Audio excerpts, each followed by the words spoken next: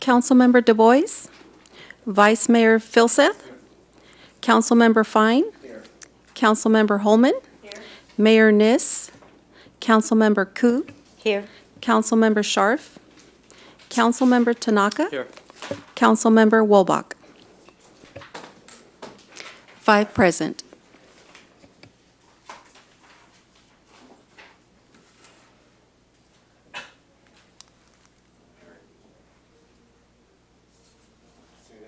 Oh, yeah. I guess that's right. Welcome. Thank you. Thank you for having me. So the way we'll do this is you got 10 minutes, and we ask you to first give us a minute or two sort of introduction to, you know us and we know you, but what your thoughts are about this, and then we'll ask you questions, and then there'll be a test. Okay, I'm ready. All right. Thank you so much for having me. I was asked to prepare just a 30-minute statement. So, sorry, 30-second. Yeah, 30 minutes. So you guys ready? Tuck in. No, 30-second statement. You're going to fit right in with this group. 30-second statement. Why public art? From the Statue of Liberty to the newly installed Martin Luther King statue in Atlanta, to our very own Universal Woman, to the murals on the Berlin Wall, to the murals in the San Francisco Mission District, to our very own Greg Brown murals. Art is exciting. Art spurs conversation. Art can announce a space. It can lead the pedestrian. It can provide a place of rest. Free art for all to enjoy is important, and it's important in Palo Alto.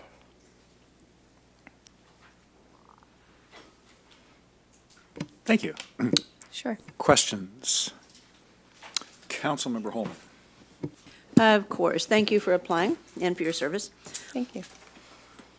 So something that you don't have control over, but you could have influence with, or in, I guess you could say, is how do you view the cross-pollination, if you will, or influence of art on a retail environment? Oh, on a retail environment. Mm-hmm. It's pedestrian, it's, it's an environment. I guess looking at the collection now and where I find public art and its influence on retail could be on University Avenue with the Colin Selig benches, inviting people to take pause there. Some of the murals that are painted along, especially in that corridor on University Avenue, and what's been done with California Avenue and the changes happening there. We've deaccessioned to artworks there on California Avenue, and that leaves new space for things to welcome people and make it comfortable for the pedestrian. I love the mural on the outside of the grocery on California Avenue. So I think having the space be welcoming is good for retail. Anyone follow up that? Do you ever think about, not trying to pick on the spot here, just do you think about, does the Art Commission think about the Charleston Center and Midtown shopping areas as a place where art could be a welcome addition? Yes, we do think about that. In fact, we are on Charleston, I believe we are doing a fairly large project with the Charleston Arrastradero corridor, and part of that is kind of wayfinding with the bike paths and that corridor there, and we're having an installation on that whole stretch there. And then in the shopping areas, in our discussions with the plan, the master art plan, we did a lot of talking about different spots, and that Midtown area is something that we're interested in. In fact, our mobile arts platform spent some time in the Midtown area. So I think it's on our radar. Thank you for asking. Mm-hmm.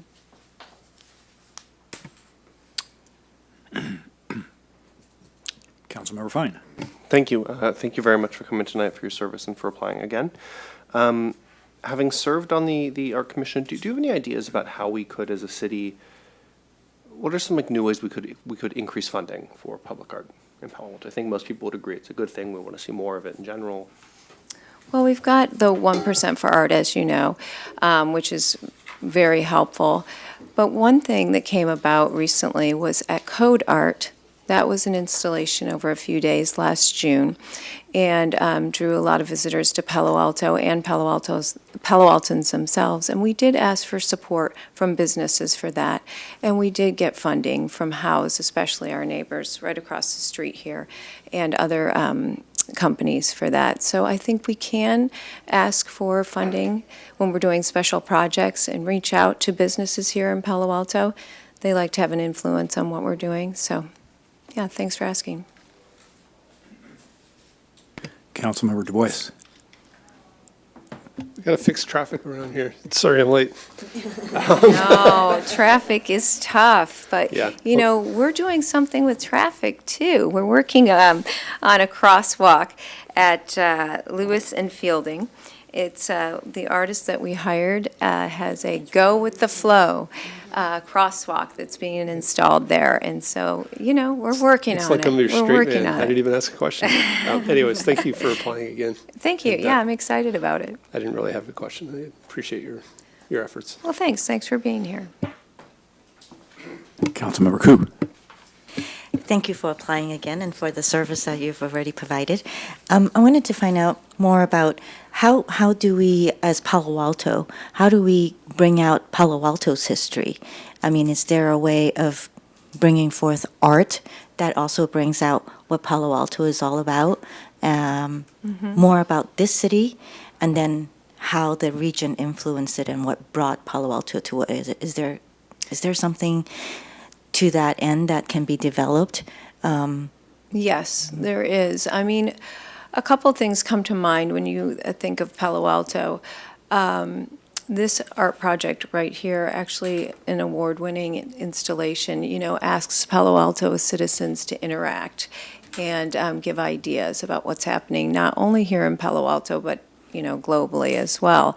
And then, as you know, we've deaccessioned the DNA, but that too was a symbol of Palo Alto. It was just not able to, we were no longer able to sustain it. I also am thinking of the artwork on the old medical building that we are restoring and how beautiful that is. Yeah. And people might think of how the medical community is represented there.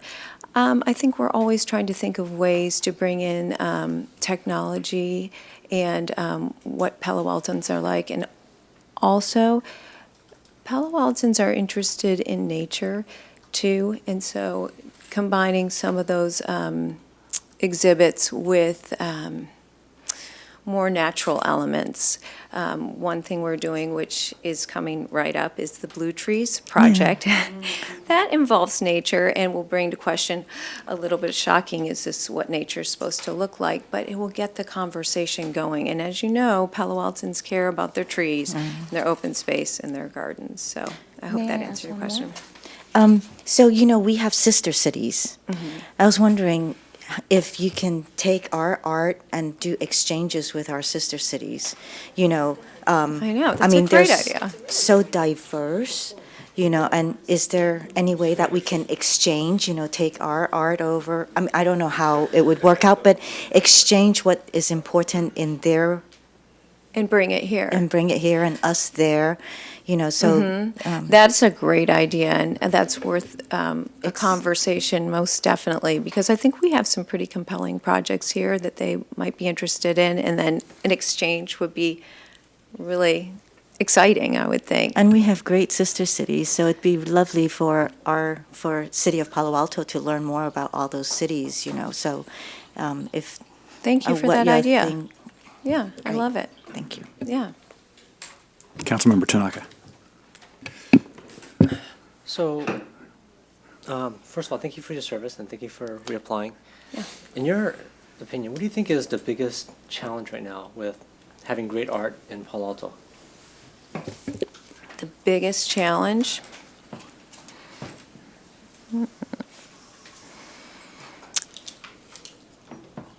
The biggest challenge in great art in Palo Alto? It might be all the opinions that are flying around constantly. And why did you install this? And why didn't you do this? We get a lot of applicants for a project, a very large project going in the public safety building, right? I think we had well over 60 applicants for that. So finding the right person for that can be challenging, but I think we made a good choice. Other difficulties, I guess there's always structural difficulties, and that would be, the tunnels and stuff. We'd love to bring more art to illuminate these tunnels, and we just don't have the infrastructure for that, to be able to do that. So maybe that would be a big challenge that is tough. Let me ask one, because we're almost out of time, but from your experience you're on the Art Commission now, right? Yeah. So, and from your experience on that, can you give us any advice on, is there any particular expertise or skill set, or what should we be looking for to make the Art Commission stronger, right? Anything in particular? That's a great question. The council is already pretty supportive of the public art program, and you're generous with funding so we can restore our collection and keep it preserved. So you're asking, what else can you do? What was? See, we need a Japanese art expert or something like that. I don't know. Anything in particular that comes to mind that you'd advise us to think about? Oh, okay. Mm-hmm. Oops. Yeah.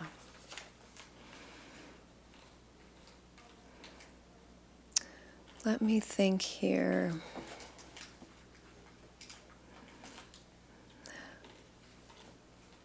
Well, we are still trying to bring in more natural art, and that comes up.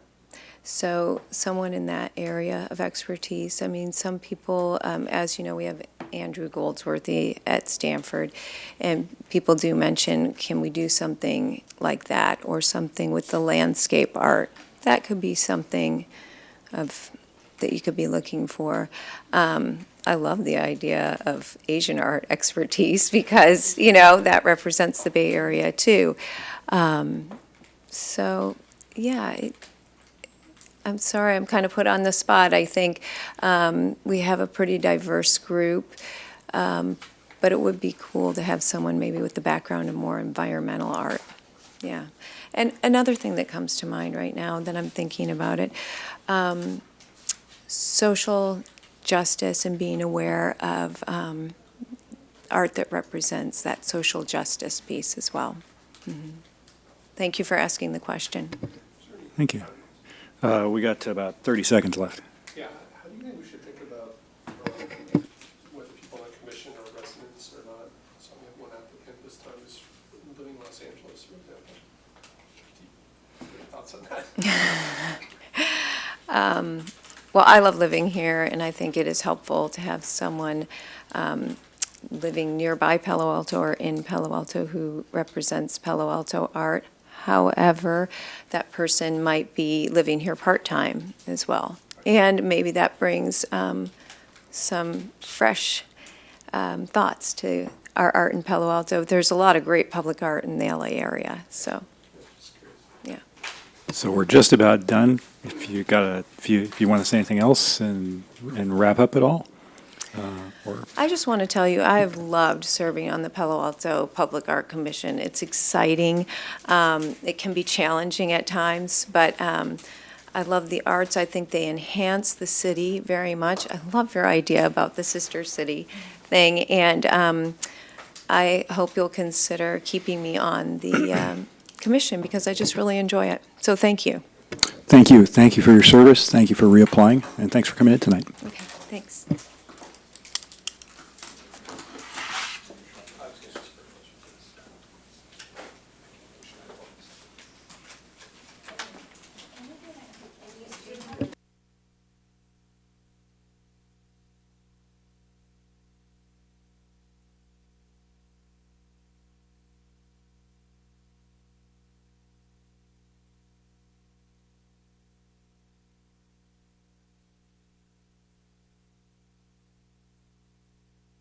requires residents. So next is Ben Miyagi.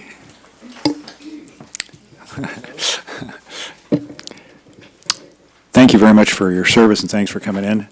Thank you. You've done this drill before, but we'll ask you to take 30 seconds or a minute, sort of Okay. talk about how you see this, and then we'll ask you questions, and then there will be a test. Okay, a little pop quiz at the end. All right. Thank you. City Council members, good evening, and thank you for the opportunity to speak with you about the Public Art, the Palo Alto Public Art Commission. The Commission and the City Council have a great partnership regarding public art in Palo Alto.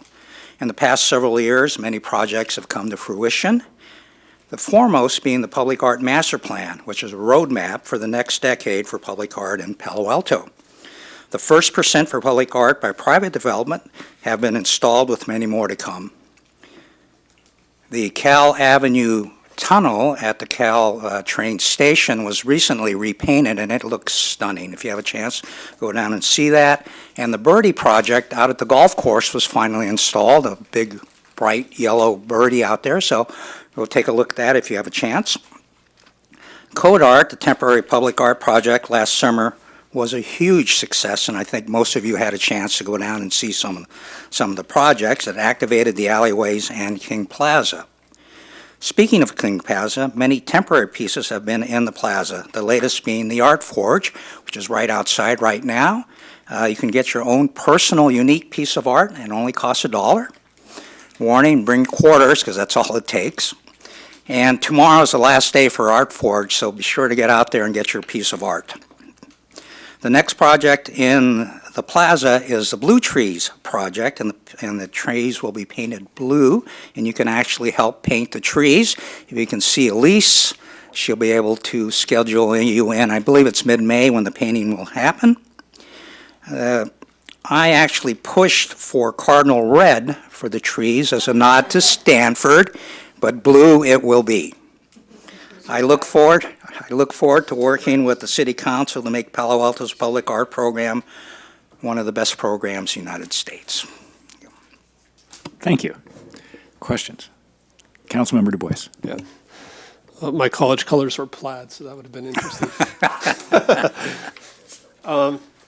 So thank you a lot for the time you served, and truly, I don't want you to mistake my question, but we have a lot of applicants. You've been on the commission for a while. How do you think the council should think about like time on commission and having new people serve versus people who have experience and have been on there for a while?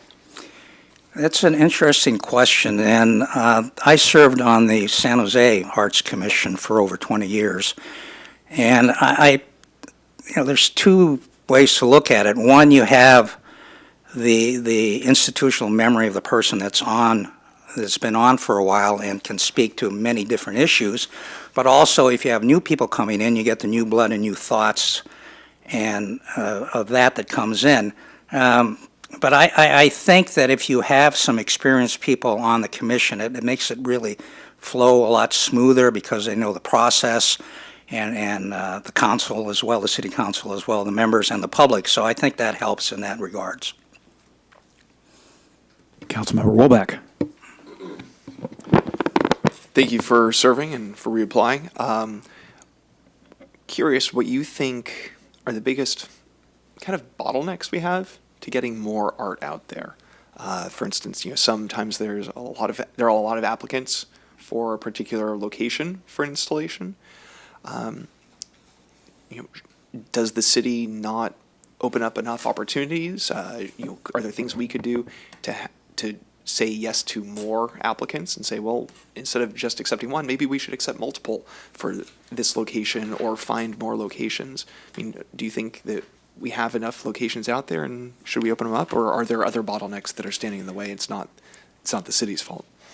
Well, I think that's a good question, and I think there's two different types of projects. There's the municipal projects that are like the new public safety building and the 2 parking lots that are coming in, and then there's a private development. The city process for the city projects is there's a pre-approved pool of artists that are then asked to submit for a project. Then a panel is formed, and that panel selects one of the applicants to do the project. I think it's difficult to have more than one artist to do a project because you want the artist to be on board early enough in the project where they can work with the architect so they can integrate the piece of art into the project and not have it what I call plop art and just something that's put on later and it looks like it. And the private development usually picks their own artists. They come through the commission for approval of the artist and the piece that they do. So I'm not sure if there's really any bottlenecks within the city and the process. I think we have a good pool of artists that we can choose from, and you want to choose the right type of artist for the project.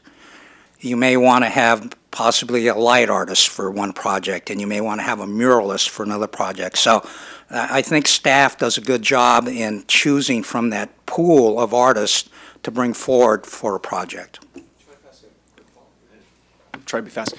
And as far as opening up other opportunities, I mean, do you think, you don't want plop art as you put it, but do you think we could explore more opportunities for new installation on existing city properties, whether it's in plazas, parks, medians, et cetera?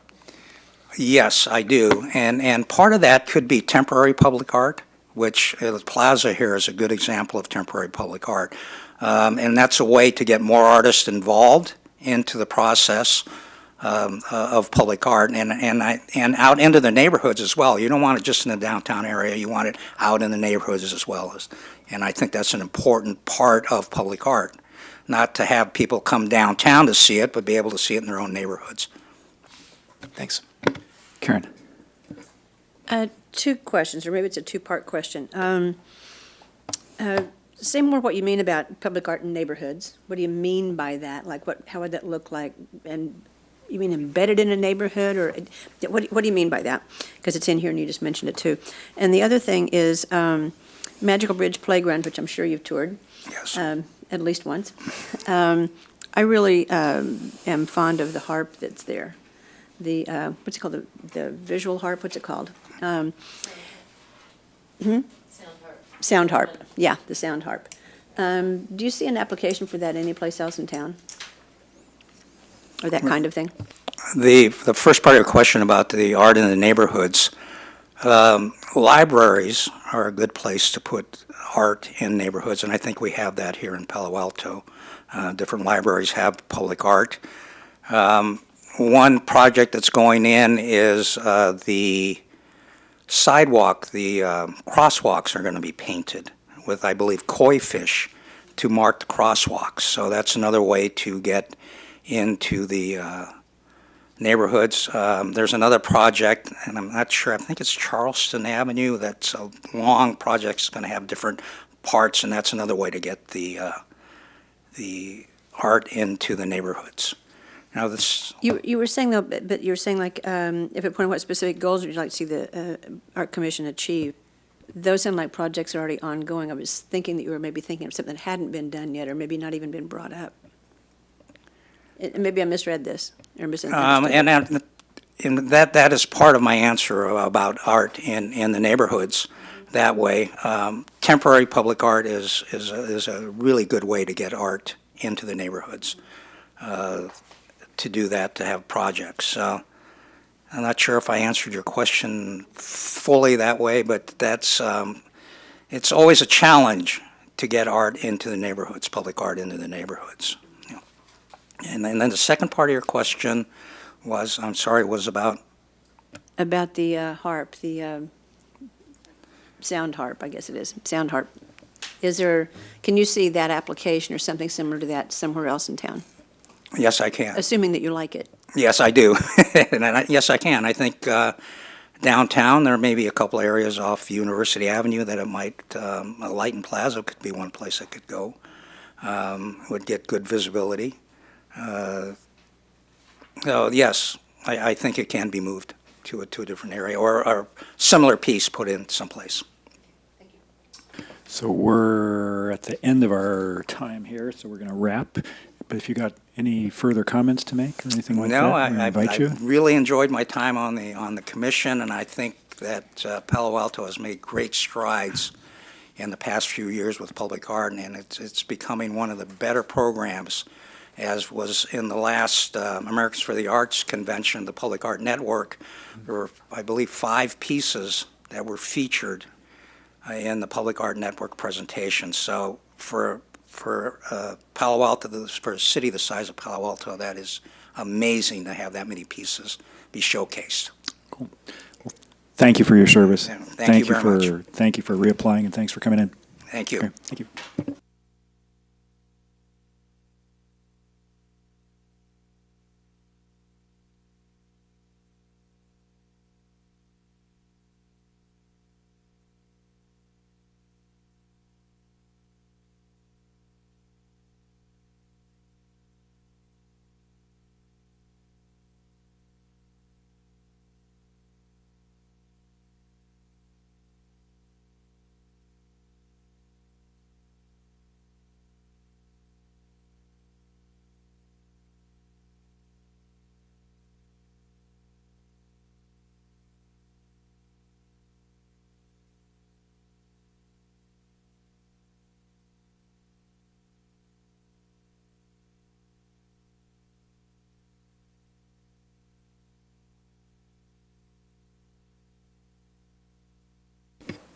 Hi.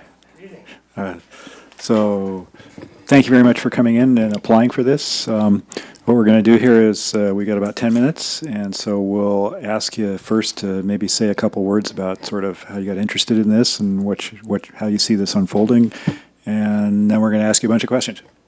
Right. Thank you very much. No, thank you. Thank you for having me and for getting me in at a time where I can get home before the Warriors tip as well.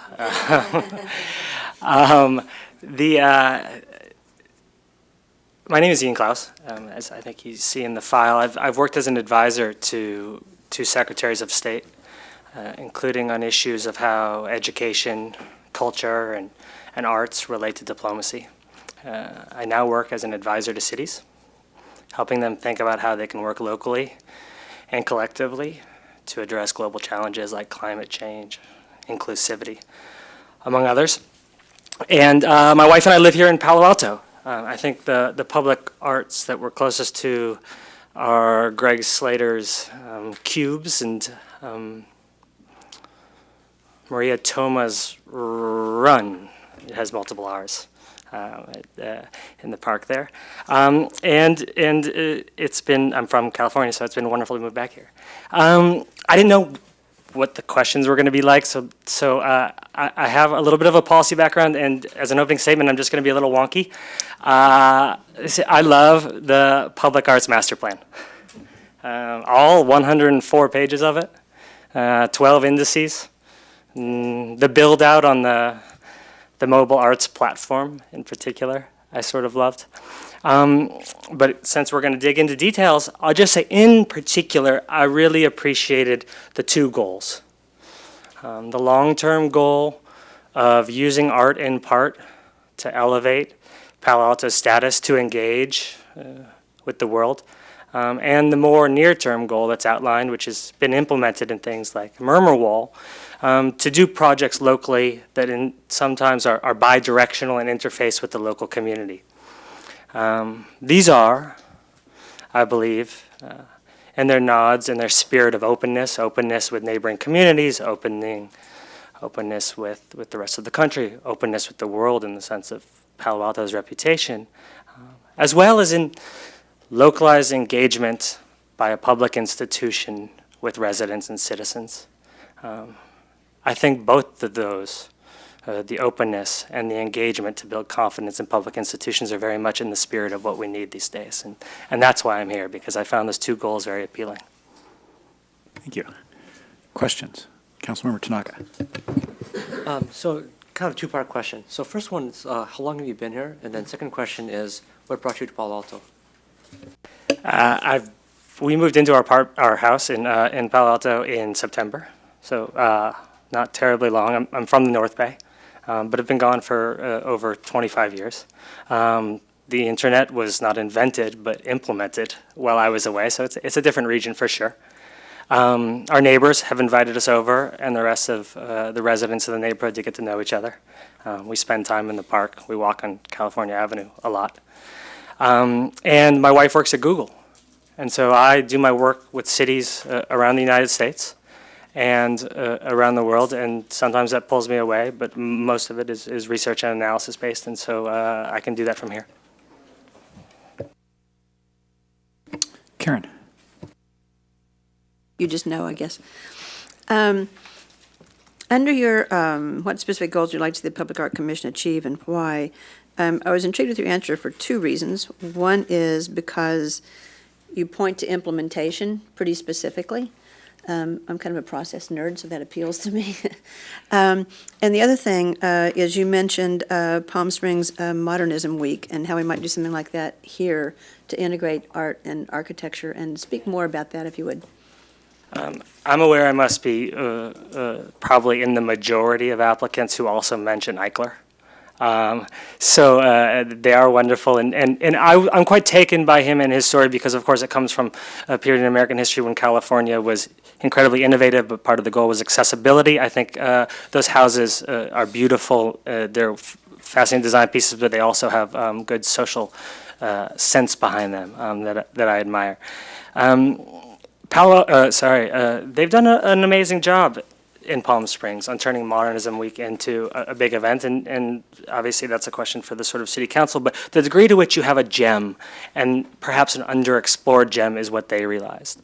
And so I too am a policy and process wonk.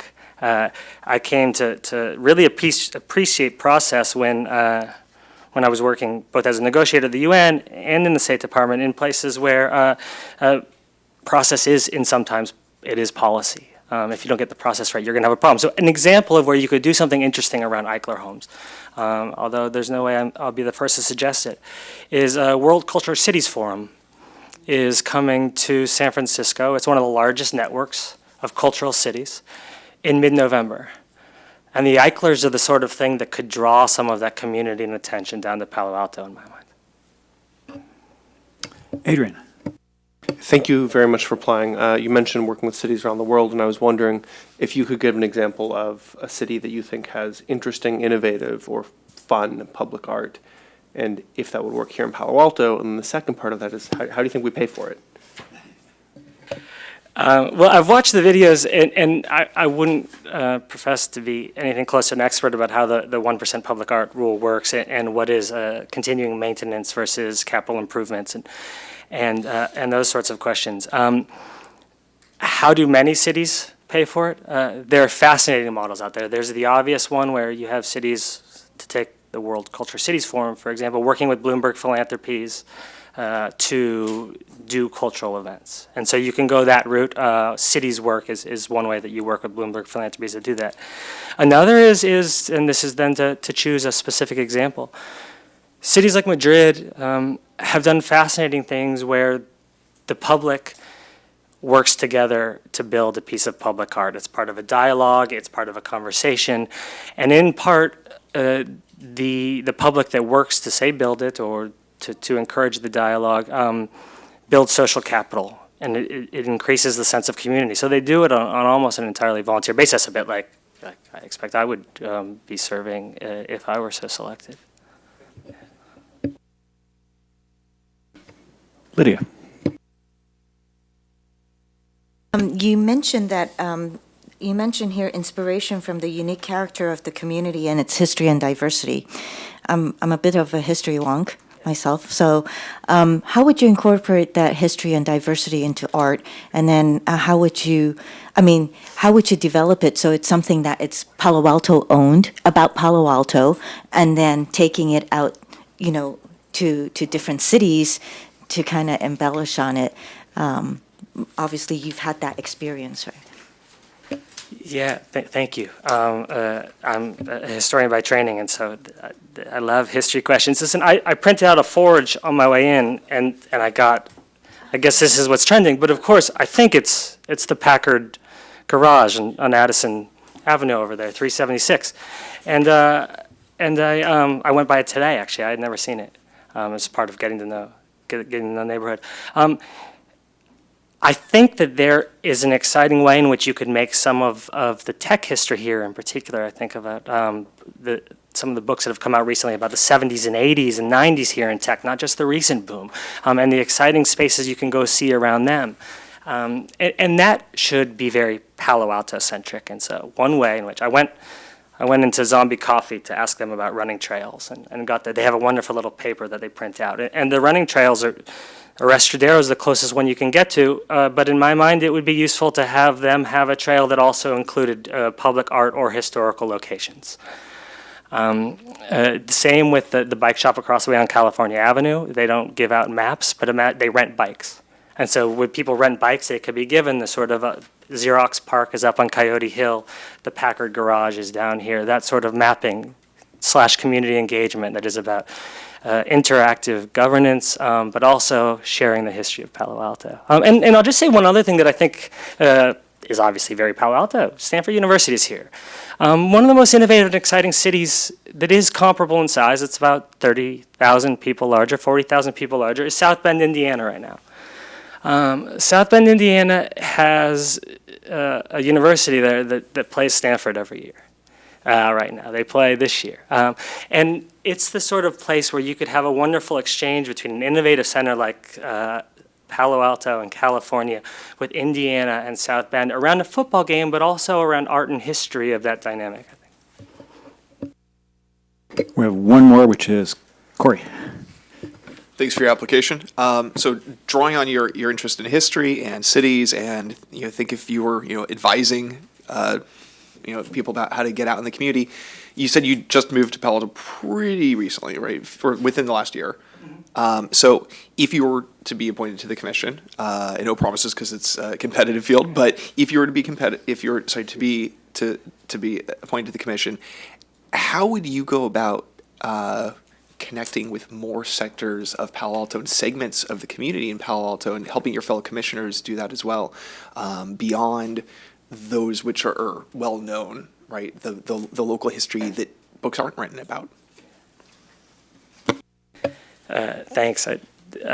I was sort of sensitive to obvious blind spots I would have when it came to places that perhaps haven't received as much attention, or that I don't visit on my bike, or that I don't run by, or that I don't walk by. And it's very easy when you look at the map in the master plan of where the public art is to go tour it on California Avenue or University Avenue. And so I do think from what I read in terms of the mobile arts platform, that some of the places where you could get the sort of most access to people in the community that might not be having conversations about whether or not they want public art in their space or what they think it should look like, or public art really as part of public institutions being responsive to their communities, is at markets and, of course, at transit stops. But I'll add another, which is that it is very difficult for communities, 37 neighborhoods in Palo Alto, for all those neighborhoods to get to know each other. Richard Sennett is a wonderful urban planner, and he talks about fuzzy spaces. Fuzzy spaces are places where you can go where communities and neighborhoods that might not have reached each other can have conversations.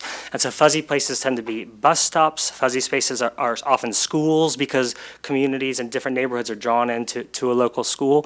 And so I think it would be interesting to think about how you find these spaces that actually are a little more intermingled and mixed, and try to set up further conversation, a la the mobile arts platform, but perhaps in a different venue.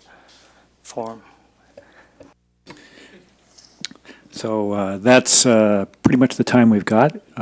Thank you for coming in. If you want to take a couple seconds and conclude or anything like that, you can do that. Otherwise, Thank you. I'd just like to thank you all for the opportunity, and I appreciate what you do. Public service is something that I value greatly getting to do, and I appreciate people who do it. I'd like to say just a final thing about process, if that's okay.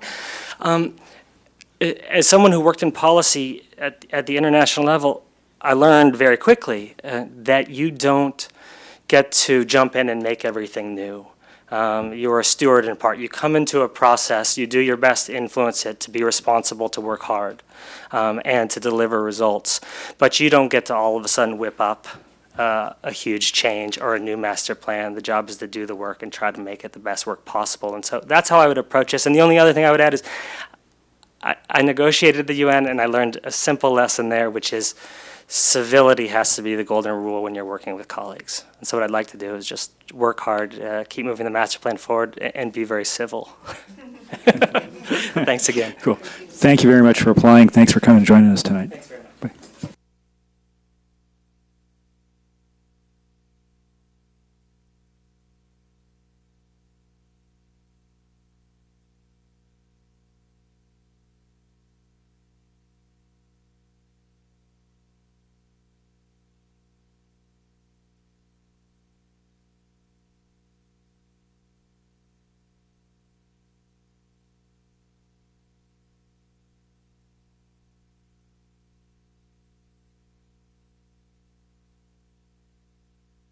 Sure. Hi there. Hi. I'm Bonnie. Nice to meet you. I prepared some, a little bit of deep dive, All right. my background for you guys, if you're interested. Sure. So this, oh, great.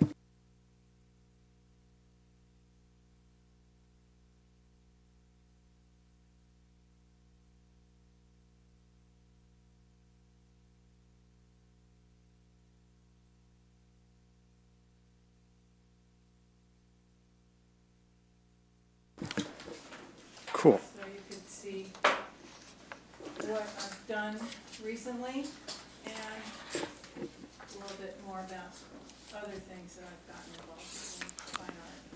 Thank you. So the way we do this is that we'll ask you if you care to take 30 seconds or a minute and sort of talk a little bit about sort of your interest in this and if you got involved and so forth. And then we're going to ask you all kinds of questions. Thanks. And then we're going to ask you all kinds of hard questions. And, Oh, my and, God, And then there'll be a okay. test at the end. And yeah, we'll ask you to wrap up a little bit at the end. And Well, I we got think about 10 what minutes. would be Thank you. good for you to know, in addition to the information that's there that really you wouldn't know from the information that's there, is my background, my point of reference is Matisse. I grew up with his grandchildren when I was a kid, and then moved into, I lived in Santa Monica for a long time, and I had a lot of exposure to Richard Diebenkorn and Sam Francis, and that's sort of my point of reference in fine art. So that isn't something that I put on anything, but it's a little additional information. Okay. Tom. This is very impressive. Oh, thanks. So it looks like you're involved in producing public art. No, I don't do the production. I only do the finance part of it. Okay, but your I'm a company number. does, or- Yeah. I So- bring in the projects and I do the contracting and. Okay, so I have kind of two questions. So we have a lot of applicants, and it looks like you live in Cambria. Mm-hmm. So, I also have a place in Saratoga, so. okay, cool. Yeah, so how do you think that council should think about kind of where location, kind of residence for people on the art commission? But also, do you have any potential conflict of interest if your company is producing art and you were on the art commission? I don't think so, because the art that I get involved with is not here in Palo Alto. It's somewhere else. Yeah, so you wouldn't apply for? No, probably not, no. Okay. Yeah. And how do you think we should think about, residents being on the commission versus non-residents? Just curious. Well, that's a good question. I had thought about that, and I think it's really important to bring people from, and influences from outside of a community into, I think it makes a richer environment for art. And when you just focus on your own community, it becomes rather incestuous sometimes, and it's not quite as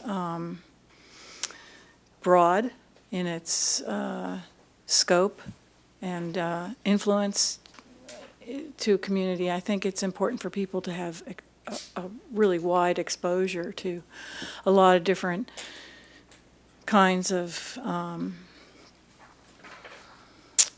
artistic ideas and influences.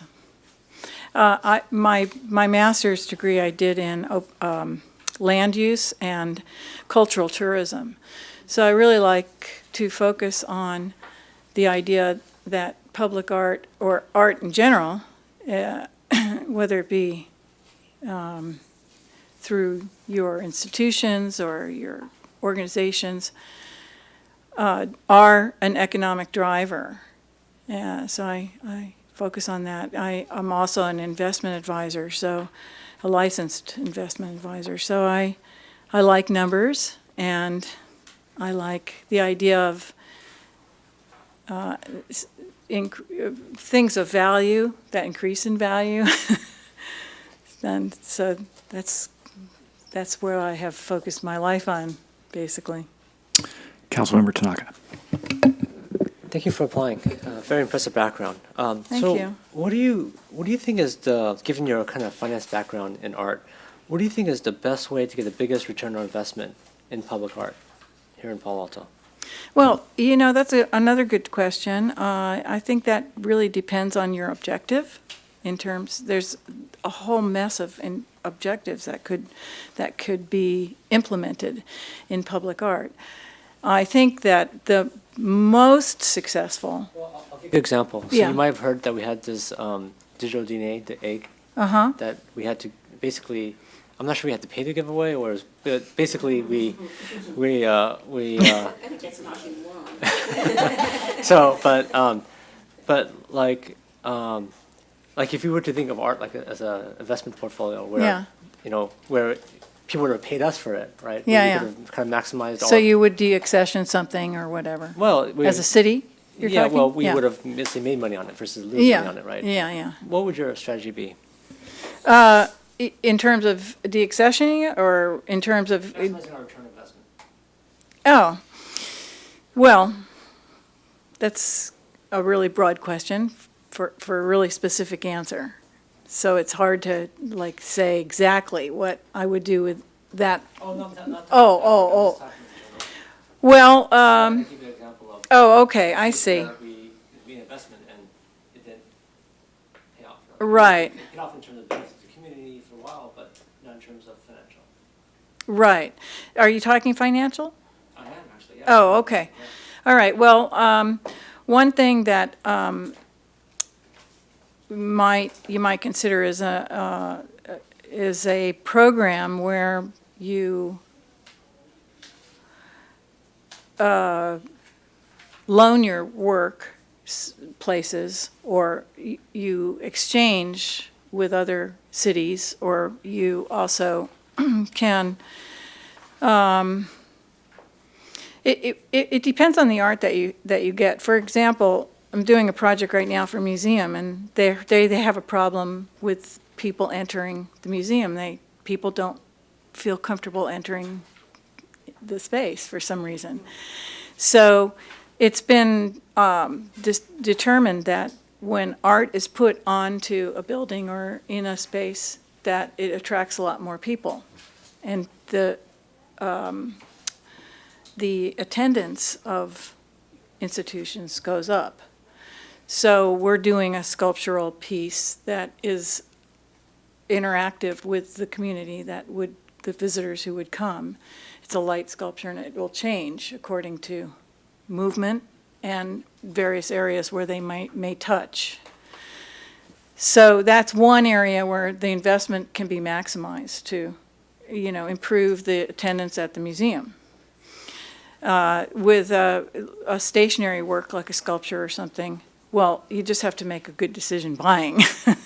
If you do that and the piece appreciates, then you can deaccession it. And I would encourage, in that circumstance, I would encourage doing business with institutions like museums or collections, you have some really good available outlets here in Palo Alto, and the Cantor and Stanford. And so that would be something that would maybe be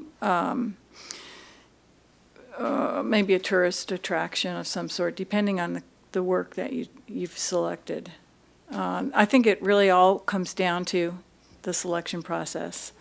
And I've spent my life really understanding art in the sense of what isn't well-known that I believe will become well-known. And that investment attitude has paid off for me with a number of collectors in California. So, does that answer your question? It does. I guess my point is more just about, like, if we make investment in art, it'd be great for not just the public to appreciate it, but for the investment to actually appreciate it. Yeah, well, that comes down to your selection. And the best way to do that is to have a broad sense of what it is that will take you there. Former Mayor Karen, and this will be the last one because we're approaching our limit. Thank you. And so, you said you found the application on the city's website. How did that come about? Like, you're living not here, and you're on the city's website, and you find the applications. So, I guess, how did that happen? I'm really well-researched, so there isn't too much that goes by that I don't really catch. And I saw that, so I thought that it might be, and it was something that I have a feeling for, and I feel I can contribute to, so that's what attracted me to it. So it wouldn't be unusual to then find you applying to Burlingame's Art Collection, or Art Commission, or Los Gatos, or something? Or? Maybe, but I've been here to Palo Alto, and I like the town. And I think that the energy here is really interesting. I really went out to Stanford, and they have a program where they're encouraging the engineering students to make art, which I found really, really exciting. And so I sort of like Palo Alto. I don't think Burlingame would be interesting, but we won't publicize that. Yeah, no. But I think Palo Alto has, the other thing that I identify with is the need for open space here. So where I live, that's an important value there too. So I identify with those kinds of values, and basically my principles really aligned really well with what I saw on the website in terms of collaboration, innovation, integrity. Those are core principles of my business that I promote with my people that work with me. So that's kind of the... It gets to the point. Yeah. Very much. With that, thank you very much for coming in. Yeah, I think we don't have time for the pop quiz, so. Right. Oh, But darn. Thank you very much for applying. Thank you for joining us this evening. Thank and, you. great. Have a good night. You too.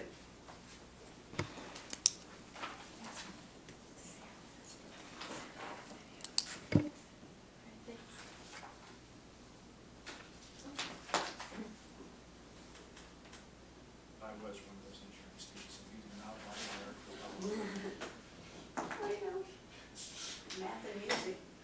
More music and math. There's the nice thing at the GFP, right? Thanks. The one that moves? Marilyn? Peter Wegner. That's who we've got on board for the public safety building. That's interesting.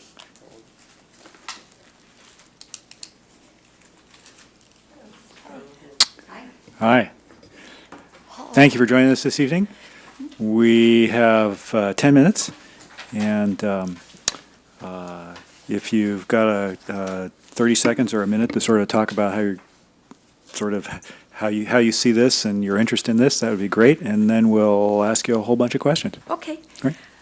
You have the floor. Thank you. Let's see. What I put in here were things that I hadn't put in the application or the resume that I thought might be interesting. I'm a classically trained painter, but like a lot of visual artists in my generation, I also have a background in film, video, dance, and performance art. Some of that background includes invitational residencies with the Alwyn Nikolai Dance Company in New York, the Mali Theater in Leningrad, Goat Island at the Art Institute of Chicago, and Meredith Monk. I've received 2 public art commissions, one in Atlanta and one in Miami, and have served on a number of State of Florida and Miami-Dade County Art and Public Places panels. Thank you. Council member and former Mayor Holman. So I would just, taking in as much as this as I possibly could, how do you see, well, this doesn't actually lead me there, but it's a question I asked before. How do you see public art and retail interacting with each other, retail areas and public art? Oh, quite naturally. I mean, it's a natural combination. Advertising is public art. People, I think, are accustomed to looking for information to art, and it's not such a big leap to ask them to start looking for deeper information that leads them into places inside themselves in a commercial context. I think it's a natural mix. Do you want anything more specific than that? I think you answered the question, and we could talk later maybe about if you think our sign ordinance needs to be revamped or not. Oh. All of us should talk about that, Karen. Yes, we should. Councilmember Fine. Thank you. Thank you very much for applying. I noticed you mentioned you served in the Art Commission Miami-Dade, and one of my favorite things about Miami and that area is kind of all the Art Deco and the pastels and the turquoises and pinks, and it's a little funky and fun, but it's very Miami. And I was wondering if you had some comments on what you think.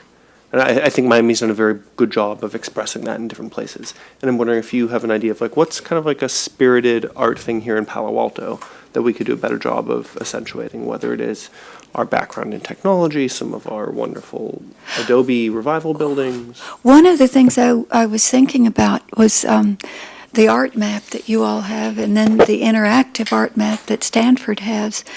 And as a newcomer here, and you've got a lot of newcomers here, so I guess there are a lot of people in this community who are in the same bucket I am. I want to get to know this fascinating place. If you all had like an interactive map, something like the one that Stanford has for their art collection, and in addition to the public art that's already on your map, you had some of the architectural and historical sites of Palo Alto. I just think that would be so useful. I know it would be useful to me, and I think to a lot of the other newcomers that are in your community, it would be very helpful. Councilmember Du Bois. Thank you for applying. Very impressive. We have so many impressive candidates tonight. It's hard to believe. No, gosh. Isn't it amazing? Yeah, it is amazing. Yeah. So a couple of questions, since you're pretty new to town. I wondered if you've had a chance to check out our art center. And my second question is, do you have any expertise in natural art or landscape art? Well, I'm a classically trained painter. You know, I started out, gosh, I was 11 years old getting adult scholarships, and then I studied in France in a classical academy, and, you know, landscape is part of that, portrait is part of that, still life is part of that. Is that what you mean? No, I meant more art pieces composed out of like natural components, I think, and kind of landscaping, kind of as part of the environment. Whoa. Well, okay. So in here, let's see. My interest in public art starts way back as a child with an interest in constellations and star pictures. I mean, I think that's exactly where public art begins. You know, embedded in community, and my own work as an artist is embedded not only in my local community, but in the global community. I've worked in Africa. I've worked, you know, quite intensively in Africa. The kind of public art that I really like is exactly that, work that's embedded with not just the human community, but the natural community. For instance, Robert Smithson's spiral jetty. Oh my gosh, I love that thing. I mean, that is just so fine. He did one down in the Florida Keys too. Gosh, there were so many of them that I wanted to. Answer. Yeah. Oh, okay. Is that what you meant? That kind of natural. You didn't mean ladies in kid gloves on Sunday painting, did you? No.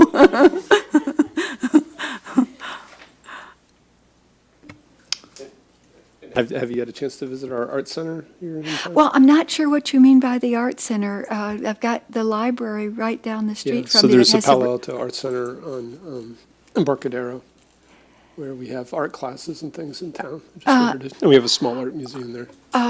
No, I haven't. I've mostly been interested in, where you guys have got work and where it's cited, and then this de-accession thing that you just went through was really interesting to me. So those are the kinds of things that have attracted my attention.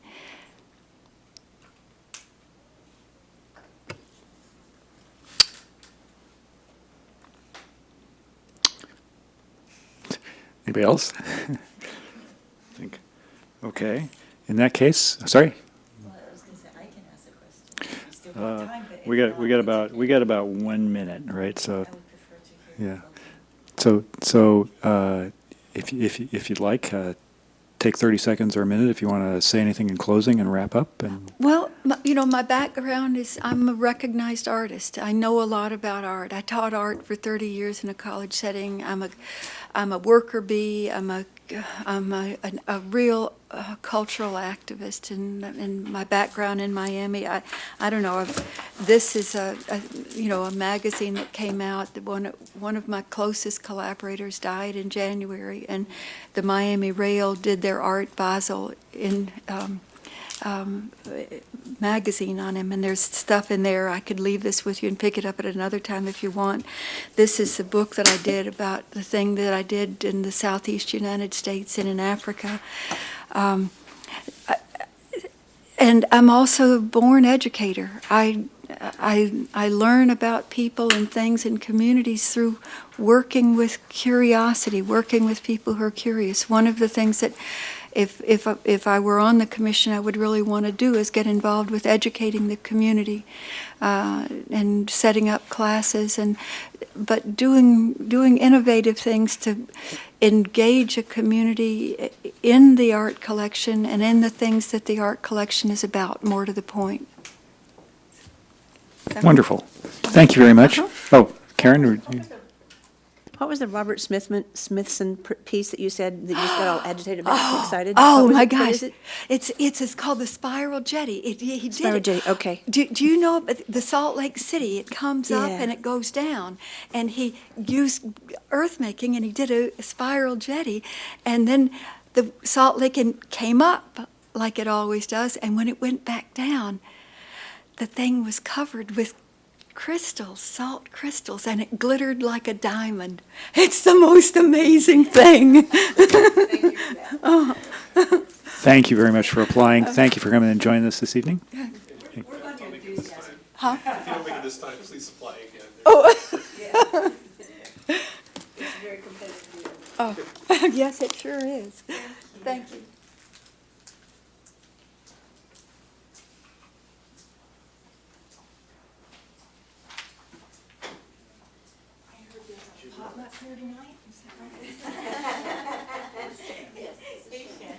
Hi, Lydia.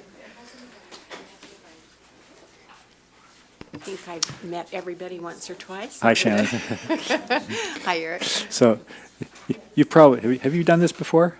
No, I haven't. Oh, okay. So For this or for something? For something, yeah. 'Cause, No, not for the city. For the city, okay, cool. So the drill is, we're going to ask you to take 30 seconds or a minute and talk introduction, how you got interested in this and so forth. And then we're going to ask you all kinds of grueling questions, and then there will be a 40-page test. Okay, I'm ready. You have I the floor. a good Thank you. So they said 30 seconds to just give a little background. You probably read the bios a while back, so I'll just remind you that I have a Bachelor of Fine Arts in dance and a Master of Arts from Mills in dance. And I taught dance at the university level until I was 32. And then I kind of felt like I'd been there and done that. But my art passion has been lifelong, and I travel. I've gone to major museums all over the world, major architectural sites like the Taj Mahal or Khajuraho. And so when I saw the thing in the Palo Alto Weekly that you were looking for commission members, and I thought, I could do that because, art is really my big passion, art and environment. And I thought, having somebody on the commission that has an environmental angle might be kind of nice. For instance, the beautiful owls at the Mitchell Park Library are absolutely charming, and they're, remind us of the beauty of nature. And they're playful, whimsical. And not that that is the only thing that I would be looking for in art, but that's, I look for meaning, fun, and beauty. Thank you. Adrian. Thank you very much for applying and for all your service to this community in general. This might be a little tangential or different, but today I got in the mail one of these flyers from the city saying, hey, we're going to close these streets because we're doing the May Feb parade, things like that. And recently we've had a lot of complaints in the city about like noticing and how we communicate to people that, this is going to happen. There's an event here. We're doing rail stuff. Mm-hmm. And it just struck me, you have all this work with different Palo Alto organizations, the Women's Club, Cool Cities, Zero Waste. And I'm wondering if you see any opportunity for the Art Commission in terms of letting Palo Alto residents know what's going on in the city. In terms of communications? Yeah. Aesthetics for communications? Yeah. Well, I have wondered, I get the inserts in my utility bill, and they're generally about power and water. And I have kind of wondered why those weren't a little bit broader in terms of announcements, because most other types of announcements I see in the Palo Alto Weekly. So I think that maybe those groups pay for those, the utilities pay for those ads, but they're really great. I'm in a condo. I put them on the bulletin board in my condo building, and I'm hoping that people will see them. I'm the recycling manager for my condo. I'm on the board. So, yeah, I think that it's certainly something you could think about, we could think about. Why not? Corey. Was that too long an answer? You can, as long as the chair doesn't shut you up, you can keep going as long as you want, but the longer your answers are, the fewer questions you get to, for Okay. good or for bad. Picking up on the theme of outreach, how do you see paths forward for getting more neighborhoods involved in art and getting more art into neighborhoods throughout the city? We obviously have some areas of the city that have more public art installations than others. Any thoughts? Well, I haven't thought about that because I have mostly thought about it in terms of where the art already is, which is normally in parks and on business streets like Cal Ave, which is the area where I live. So I think that'd be really interesting to think about it, but I haven't thought about it because I didn't know it was a goal. You're thinking about neighborhoods on a corner that might have a little extra space where you could put something beautiful. Is that what you're, when you say in the neighborhoods? Very open-ended question. Well, one could think about that. Why not? I mean, because right now I just assume that it's mostly in the parks and in the business districts. But if there are spaces, why not? For instance, where I ride my bike over to go into Menlo Park, and you go through where the tall tree is, there could be a beautiful sculpture in there. There's a monument to the Palo Alto, to the tall tree, but you could have some art in there. Some other places, yeah. I think that could be a good idea. Especially near paths, walking paths, maybe in the Baylands or where people are actually moving and can stop and enjoy it. Because, when you're in the car, you don't see things. I'm on my bike, so I see things, I feel things, I smell things that people don't in the car. But you can do that when you're walking. Stop and say, oh my God, look at this. What a surprise. I think there would be opportunities. Lydia and then Karen. Thank you for applying. So, of course, on a lot of things, we try to teach the children from a young age. So how would you incorporate art to get them to appreciate everything that you just said about feeling things, seeing things, smelling things? How would you incorporate art for the youth to get them to appreciate all of that? Well, one of the things I noticed about those owls that I mentioned is they're the right size for children to climb on and touch, and they wouldn't be threatening or overwhelming, and they'd be exciting. And I think they're safely enough off the road that they wouldn't present any dangers to the children. So I think probably the size of things, and of course, kids have always liked to climb on things and through things. And I think of the garden at Hidden Villa. I worked at Hidden Villa for 6.5 years as director of development, and they had a demonstration garden, and I don't know if you guys have ever visited, you should if you haven't. They've got these little like tunnels that are overgrown with plants, and the kids can, crawl through there, and they can see how carrots grow, and so they get to participate. So I think there would be opportunities. I haven't thought about that. I always taught at the university level, so I mostly think at the adult level. But I probably could do that. Karen? So I hope I don't regret this question, but, because it's kind of out there.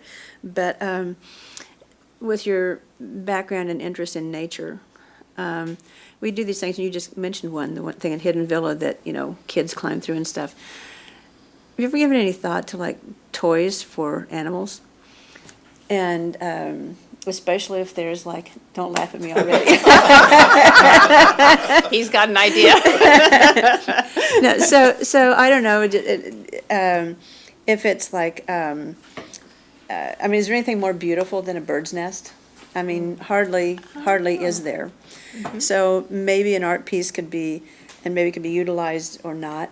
A very large art piece that's a nest, and maybe birds could utilize it for some portions of it. Different birds have different utilizations of, and they have their different things that they build nests out of. But if there's, pick an animal, pick a critter that we have, the mouse that we have out in the Baylands. It's like especially if something's endangered, there's a way we can help it and support it without interrupting their natural need to survive in their own environment. You know what I'm saying? Oh, I see. It's kind of an out there Okay, question. Some kind of art pieces that would attract the animals is what you're talking about. And- Not and- toys for them, but something that they would enjoy. Well, And you could isn't that a- observe them isn't that a enjoying toy? them. Yeah? But not something that would interrupt their natural need to, Natural. not like feeding the bears from your Yeah. car, Yeah. Nothing like that. Something that they might like to Yeah. land on or fly through or. So, I don't know if you have any thoughts on that. Dance It's a on. pretty out there question. Yeah, no, I haven't thought about that at all. But that doesn't mean it wouldn't be interesting to think about it. I started thinking about your nest idea and having a big nest and letting the children get in it and pretend they were birds. That's where my mind went on it. But then they try to fly and we get sued. Yeah. Tom? Yes, I just want to officially You got go an on idea, record spit it that out. I don't think we should use taxpayer money for subsidizing cat toys. Maybe puppies, but. Hey, mountain lions? Mountain lions? Tom So, Hanks? serious question for you. Kind of two questions, sorry, for me. Are you still working for Stanford, or are you retired? No, I've been retired for about 6 years, which gives me the time to do things like this. And Okay. that's why I'm a zero waste coordinator and was a cool block leader. Yep. So I still do things in fact, I'll be meeting on Thursday with, I'll probably become a coach for the cool block teams, new teams. And do you have any expertise or interest in kind of natural art or kind of landscaping kind of art? Yeah, I basically have an interest in everything. I'm pretty much a generalist, and I talk about museums, but I've been involved just in the last few weeks. We 2 years ago renovated the lawns. We took out our lawns, got the rebate from the city and from the water district, put in a drought-resistant front garden on our building, but now we need to renovate it. So we've been going around and around about the decor for that. But yeah, gardens are beautiful. That's when I'm on that bike, I'm smelling the iris and the wisteria. I don't have background in that, but I have interest, and I believe that the principles of design are very similar, if not really the same, between the arts, whether it's dance or painting or landscape.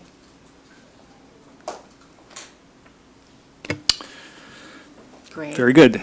So we got about 30 seconds left, so if you want to have any concluding remarks or sort of a I guess summary I on would- this, or Maybe I just offer the comment that, I looked on the website at the members of the commission now, and I thought, oh, okay, I guess I'm not crazy to have applied, because there were a number of them that didn't have really art in their background, and dance is an art, and I did have that formal education, and I continue to educate myself with a very, very deep and love of art of all sorts, whether it's architecture, painting, sculpture. And Hans Worley, who did Nude and Steel at Rinconada Library, was a very, very good friend of mine all those years ago. Yeah. wonderful. Yeah. Thank you very much for applying. Thank you for you. coming and joining us tonight. And thank you for all the work you do for the city. I am so grateful. I can't believe you're here on a Tuesday night, too. Take care. Good night.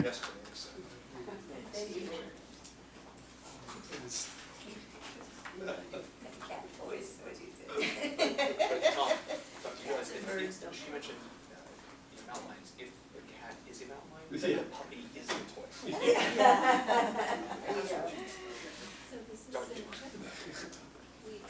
Hello.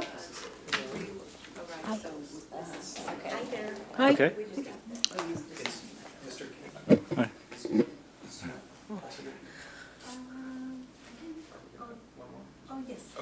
One more. Okay. Hi. Hi. Welcome. Thank you for coming in and joining us tonight.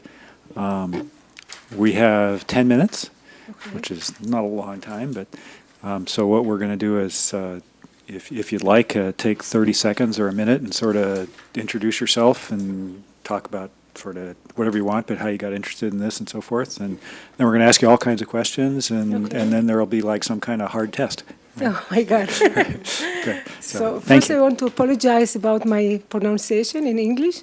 I was born in Israel and I came here with my husband, my family. He opened the office here. He's a high-tech person. And I'm an artist. So we came here in 2000 and I opened my studio here in Palo Alto. I was teaching kids and adults. At the same time, I was member in one of the guild of OFCAG, it's called OFCAG Guild, and I was in the board there. I brought some speakers. I did some activities there, and after a few years, I decided that I'm done being an artist. So I opened my company, which I was creating exhibition in Israel and bringing them to USA, and it was traveling exhibition all over USA. It's mostly I was working with consulate, with the Jewish community centers, and it's depend on the topic of the exhibition that I was bringing. So I was collaborating with also some different institute to make the events around the exhibitions. At the same time, I also worked in Palo Alto JCC as a visual art coordinator for about 7 years, 8 years. So I brought for them exhibitions. It's also public art to the campus, outdoor art. Yeah, and I also did some fundraising for different institutes in Israel. I did it here for Israel. Also, I did some public art project. One of them, it's in South Peninsula Day School. It's a huge wall of mural, mosaic mural. I also did a project with the Los Altos City Hall. I did for a Grand Park, I think. I did a project there also with them. I did a few more. I did a few exhibitions in museums, 4 museums. One of them is also in San Jose, one of them in Pasadena. So I worked with artists in different levels, some of them that just for JCC, which is community, and some of them for museums. I work with private collection also that bought some artwork from the artist. And also at the time that I was working at the Palo Alto JCC, I worked with the local artists because it was important for us to communicate with the different communities. So if it was the, Russian community, different kind, Indian community, so different kind of community that I was working with them, creating some exhibition, working with the artists, and also mixed artists. It was also. I study art history at the Dianza College, and I did some we used to live also in New York, so I did some there. I studied a little bit. Today, for the last 2 years, I'm running my company, but very in low volume. I decided to reduce. I was running after myself, my tail, and it was so hard. So I decided to reduce it a little bit. So instead of that, I'm taking some anthropology classes at Foothill. Now, currently today, I'm working on exhibition for them, for the Foothill College. I'm working with them on creating an exhibition.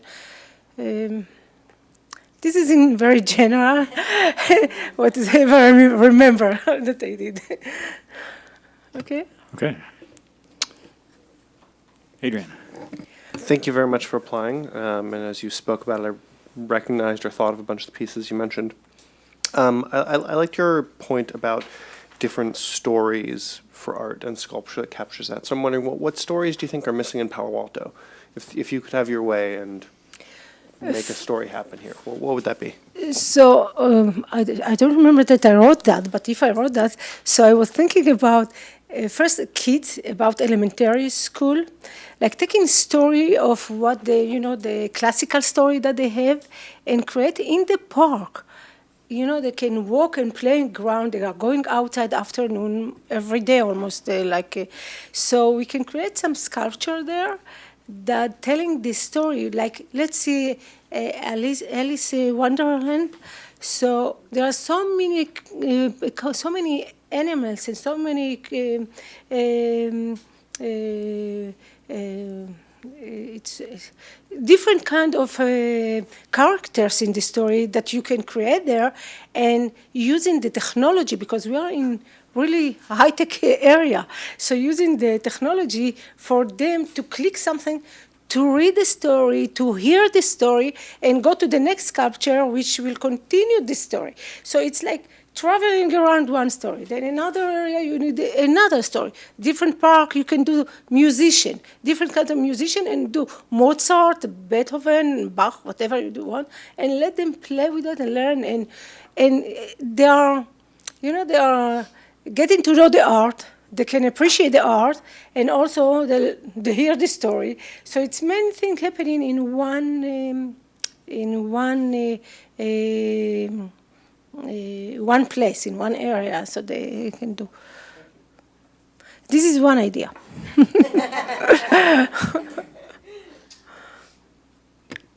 Former Mayor Holman. So you also mentioned that your dream is to create an icon of Silicon Valley in Palo Yeah. Alto, and a sculpture that is a symbol or icon of Silicon Valley. Yeah. So why a sculpture? And do you have any thoughts about what it would be? About 7 months ago, I met from Malaysia a woman, and she came here to do some research for her work, and we were just talking about something, and then she introduced me to her the people that her mentor that was helping her to meet different kind of companies and to learn from them and take whatever she learned, go back to Malaysia and work there. And one of the idea was to look for a big project in art. So they connect me, and I was, so she met me, someone sent her to me, so I met her and we will discuss that. So since then, this idea in my mind that it's something that really we can do, and he said that he can help, he can bring some donors.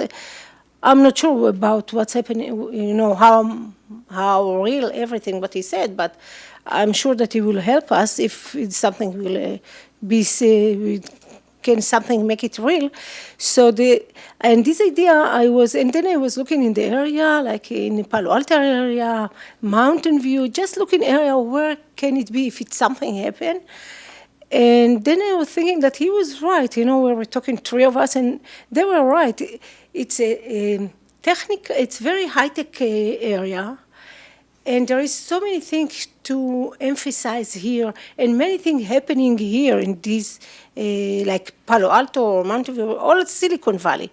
And we don't see something that it's emphasize what's happening here in technology and in art, and how we can combine the technology and art together and create something that it will be like a place where people will visit and drink and coffee and like down can be all the eating and drinking and food area, and upstairs will be all like museums or something like that. So this is why I came with this idea that we might need some icon that will show what is Silicon Valley, what it is Silicon Valley, what it presents, who are the people that lives here. So was the idea. Tom. Thank you for applying. I was just looking at your website. So I guess what was one of your favorite exhibits? You brought exhibits to the JCC. Yes. What was one of your favorites? And One why? of the favorite. Okay. So many of them. I did so many. So, okay. Maybe the Ethiopian one, because with the Ethiopia community, it was more to do some kind of fundraising for them, because they are very, very, they need help, the community there. And also the tapestry that they did, they are so talented, and it's all made by women, everything. So it was for me like very, very interesting to see. It's a long story, because behind that, what happened that Israel brought Jewish Ethiopian from Ethiopia to Israel.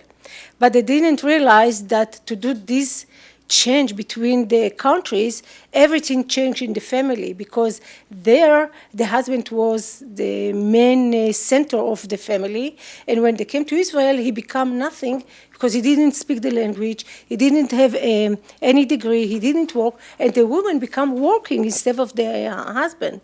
So it's shake all what's happening in the family, it's changed everything, and the woman went out to work in the factory that someone donate this for them, and they create amazing tapestry about their history, about their story.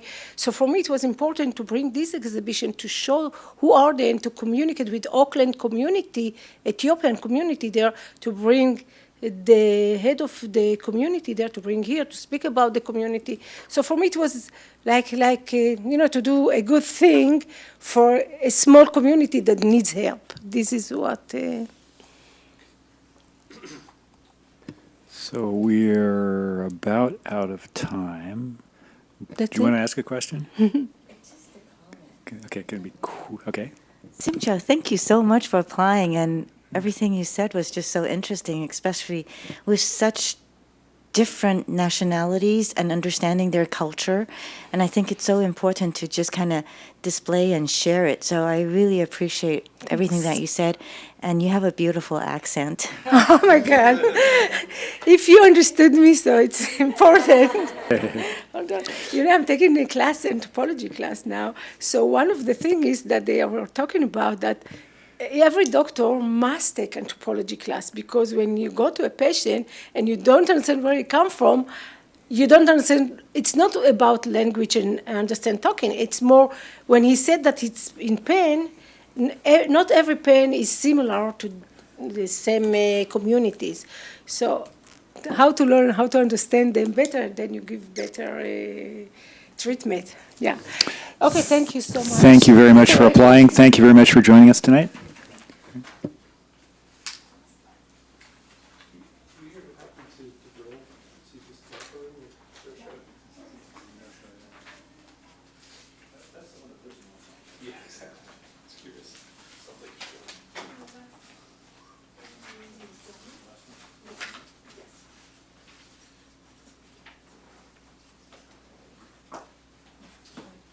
You have the seat of honor.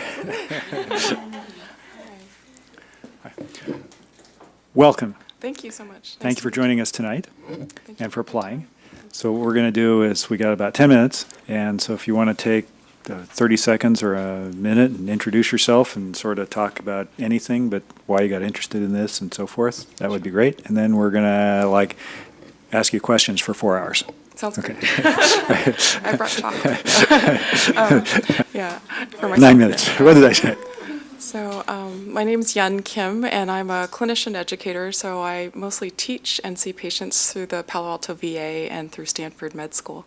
And I'm really honored to be here because I guess 3 main reasons I'm interested in the Palo Alto Art Commission is I think the best part of my work is actually stuff I don't get paid for, which is to take medical students, trainees, and faculty over to the Cantor and the Anderson galleries, and we have fabulous docents, as you know, there, and they know our medical curriculum pretty well. And over the years, it's evolved from visual observation skills to more communication skills. My favorite is a paper from Tolerating Difficult Artwork, and if negotiating that tolerance of difficult artwork helps you navigate difficult conversations, perhaps with a colleague or staff member. And so I think I've learned through there that art is actually really important in even health outcomes, but also mostly communication and tolerance of ambiguity. And so that's one of my drives of kind of developing my art skills. I'm also the daughter of an architect and musician, and growing up, my refrain, even in med school and when I was a chief resident at the Valley, was, there's always the GSD, which is like the School of Architecture if medicine doesn't work out, because I think and the more I realized that built environment is actually super important, not just to vulnerable populations, but it's everything around us. I think it affects how we feel and how we learn and how we interact. And so to have a small part and, be sort of like a relatively undereducated about the arts and relatively naive person, I think, brings a perspective of just a regular Palo Alto resident. I like to say my taste is very kind of Laura Ashley as opposed to my family, which is like all this weird like artistic stuff. And so I feel like I would sort of bring like a very kind of common understanding to some basic questions or principles. And finally, I've lived in Palo Alto for about 19 years now, and I never actually thought I would live in one place for that long. I've mostly moved around from Boston to New York to San Francisco to Seoul to France and to Rhode Island and here for work. And having lived in one place for this long makes me realize that you have to give back. Like my family was really into civics. They would hang up the phone with me because they'd be like, okay, I have to go vote now, click. So I've made it a point, I vote in every election. I'm a Prop 40, advocate. I think you need to spend money to actually improve things. And so I think, I'm pretty honored to be able to have the chance to volunteer and to give back, and this is what I'm naturally I gravitate towards. So it's kind of like a civic lesson for me and a way to give back. So those are my Thank you. Thanks. Councilmember Du Bois.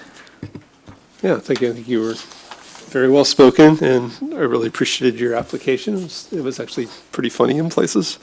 I liked your comment about being confused by art, and that we have some ugly art in town. So, we've had a lot of really tremendous applicants today.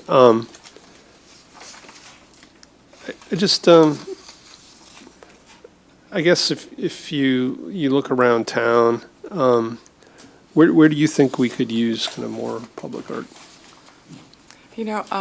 I was just asking my kids this when I came to the interview, was like, what should I say in front of the Palo Alto Art Commission? And they wanted more ways to introduce STEAM versus STEM, because even where my kids go to school, there's a lot of emphasis on STEM. But, as you know, companies like Google would not invest in art education if it didn't boost their creativity, boost their productivity, boost their problem-solving skills. So I think the place to start actually might be in the schools. And while I love the Spectra art curriculum, I think there's a lot of room for maybe more diversity and improvement. So I might start with the schools, and might give the kids a chance to mess up and learn and grow.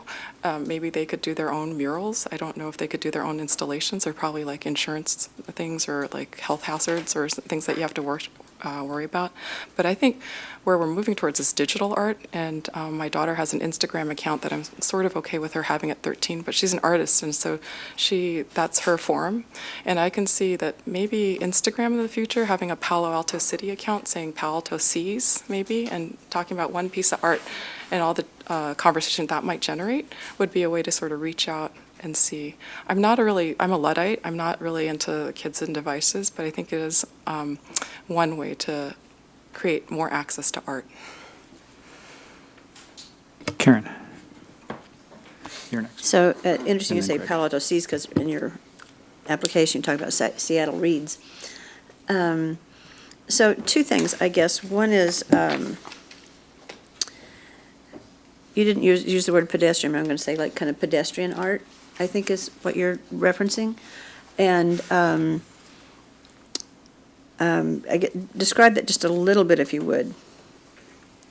By what you mean about that, the Laura Ashley, kind of. Kind of what do you mean by that? And also having to do with your medical, how do you relate art and the healing powers of art? That's a great question. So the first part is explaining why I think that my taste is fairly plebeian or fairly not that sophisticated, what I mean by that. And then the second question is, how does medicine connect to art? Is that correct? Yeah. I guess healing, medicine, whatever, to art. How medicine is, how art is healing.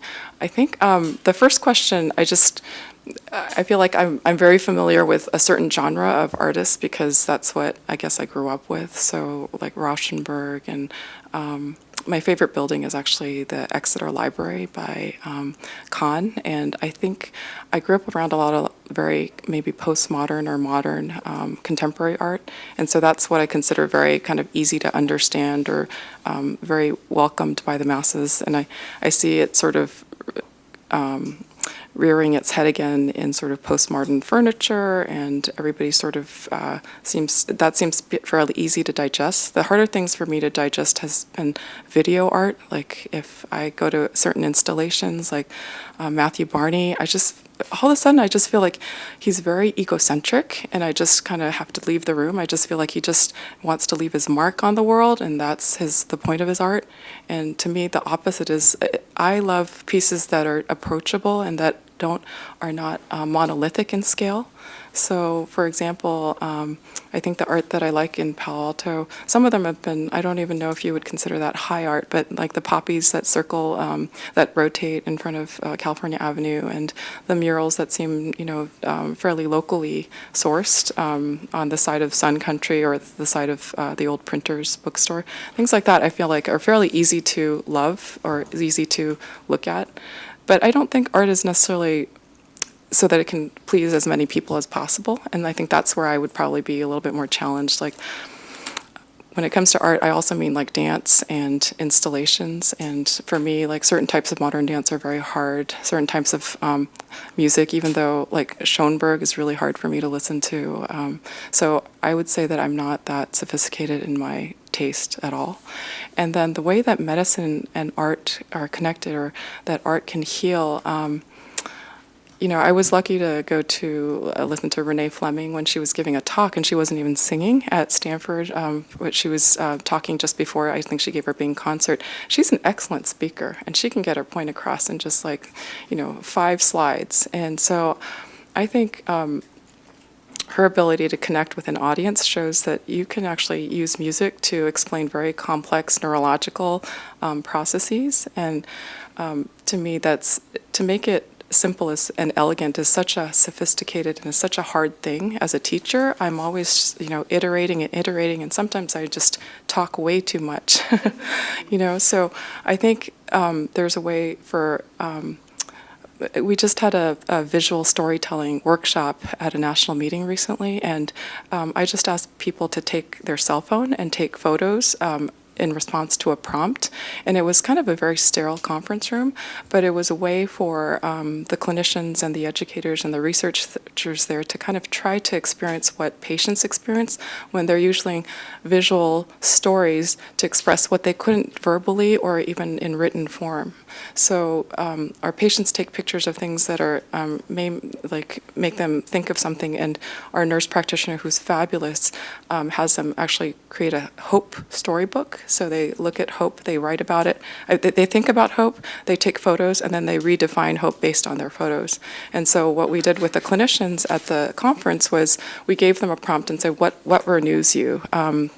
Because this was mostly about digital technology and medicine. That was the theme of the conference, and I kind of felt like, oh my gosh, like digital things and healing that are almost the opposite sometimes, but you can use something as simple and as accessible as a cell phone, which like 82% of even lower income people have, and even higher access among probably younger populations.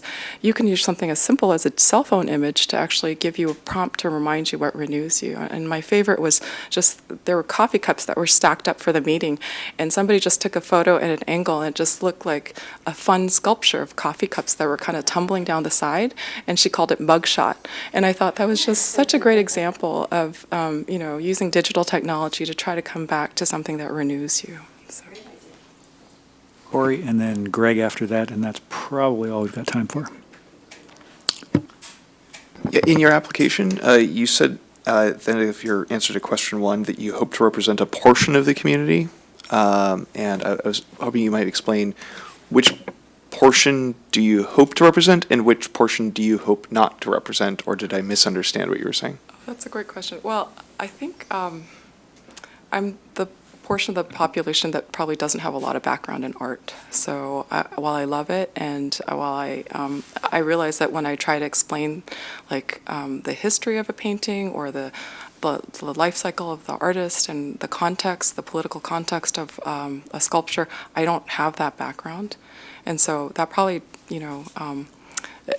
I'm totally impressed by all the people who applied. I snuck a look at their applications online, and I was like, wow, we have like an embarrassment of riches. And my friend, she just is not applying for renewal for the council, but I was just asking her, how did you like working on it? And she said the people here are so talented. So I see that we have a lot of talented people. So I'm not going to represent like the curators or the people who are even used to how this even, the procedures. Like this is kind of like a civics lesson for me. But I think I represent a portion of the population who really is interested in art and who would like to learn more, but who probably don't understand very much about sort of the nuances of either art history or curating or making decisions at a municipal or even higher level. And then, what's that? Greg. Yeah, thank you for applying. So I did find that comment actually kind of interesting. But I think that's okay because you probably have a better perspective of the average citizen. But my question to you actually is around. I heard one of the biggest challenges in terms of bringing great art to Palo Alto is handling all those strong opinions. So there's a lot of people who have a lot of different opinions here in Palo Alto. How do you think the art commission should try to mediate this and come to a happy resolution to all of these strong opinions? My impulse is to say, let's just do it. but I think it's worth the risk taking. I mean, I think if somebody feels very strongly about a piece of art that they think is worth encouraging dialogue or engaging Palo Alto, I think it's worth trying. I think. I don't know how you would do like a poll or a vote of like what you thought worked well, what didn't work well about that art, a piece of that installation, especially if you're using like public dollars to either commission it or to deinstall it or install it. So, but I think you can't please everybody. So I would probably, if there was a strong pull, like if a different city or a different population had a great experience with it, or even a negative experience with it. I mean, some of the most like a controversial artist. I guess some people really hated their work and some people really liked their work. Like I think Marcel Duchamp was pretty controversial in his time. So I think it's worth a try. I think that's the great thing about art is, yes, it can heal, but I think in the opposite direction, it probably isn't going to hurt a lot of people. So that's my sense. All right. So with that, if you want to take a couple minutes or 30 seconds or something like that to sort of summarize any final words. Yeah, no, I think I just thank you very much for your time today. And if you have any questions, I'm happy to answer them in the future. But I think I would be a great addition because I do represent a part of the Palo Alto population that isn't quite as versed in either curating or appreciating at a higher level art. And yeah, I hope to hear from you. Thank you. Wonderful. Very much. Thank you. Thank you very much for applying. Thank you very much for joining us this evening. Good night.